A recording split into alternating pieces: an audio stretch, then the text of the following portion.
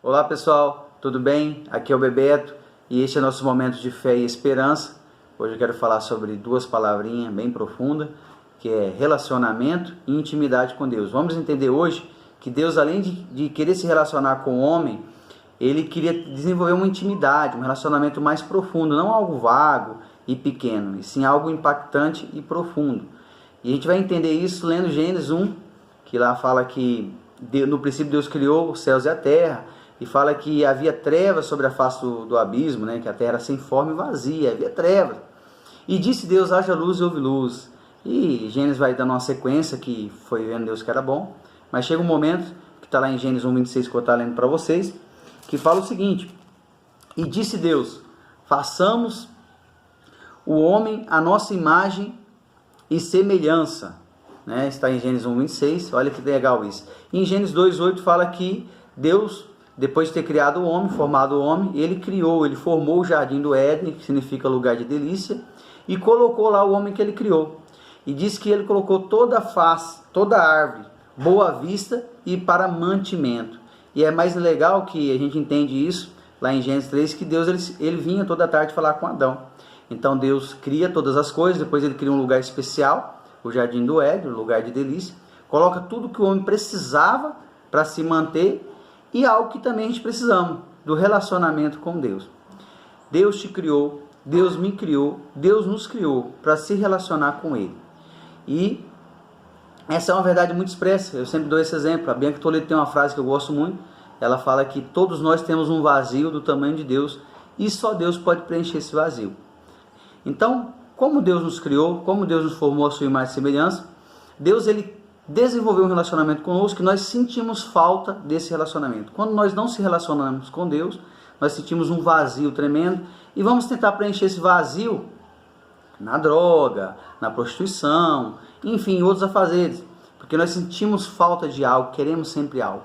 Então Deus colocou isso em nós, ser humano, a necessidade de se relacionar com Ele.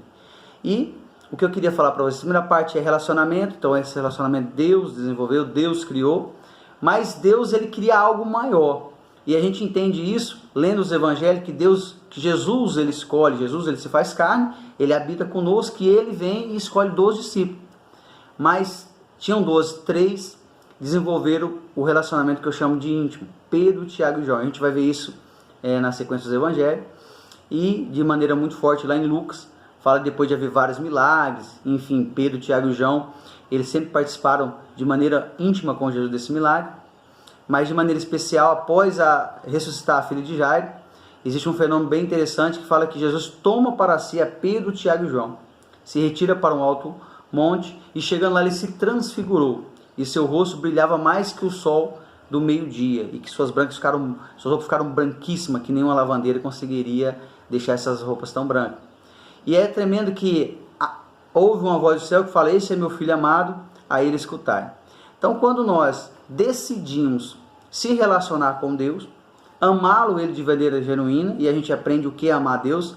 Amar a Deus, lá em João 14, fala que aquele que tem os meus mandamentos e os guarda, este é o que me ama. E meu Pai o amará, e eu virei e me manifestarei a ele. Mateus 6,6 fala que quando você quiser falar com Deus, entre no seu quarto, tranque a porta, e fale em Deus em secreto, que em secreto Deus vai te responder. Mas, falando sobre intimidade, quem que entra no seu quarto? Não é alguém que tem intimidade? Sua esposa, seus filhos? Enfim, não é qualquer pessoa que entra no seu quarto. E é esse tipo de relacionamento que Deus quer ter com você. Um relacionamento íntimo e profundo. Que fala que nós temos que orar sem cessar. Nós temos que levar Jesus, nós temos que levar Ele para o nosso quarto, para o nosso trabalho, para a faculdade onde nós estudamos. Onde quer que esteja, a gente tem que se levar Deus conosco. Jesus, ele fala que iria para o Pai, mas enviaria um outro Consolador, o Espírito Santo, aquele que convence o mundo do pecado. Então o Espírito Santo ele tem que estar sempre conosco, nos direcionando, nos ensinando e nos conduzindo. Quero orar por você, que Deus venha estar nos abençoando. Pai querido, Pai amado, em nome de Jesus, eu quero orar, Senhor, por essas pessoas que estão me ouvindo, vendo essa mensagem, Senhor, que elas possam entender que o Senhor as criou, que eles são projetos seus, Papai querido, para que eles venham desenvolver, Papai querido, não só um relacionamento, mas desenvolver uma intimidade profunda contigo, para que eles venham desfrutar das promessas listadas na Tua Palavra. Deus abençoe você, Deus abençoe sua família, fiquem todos com Deus e até a próxima.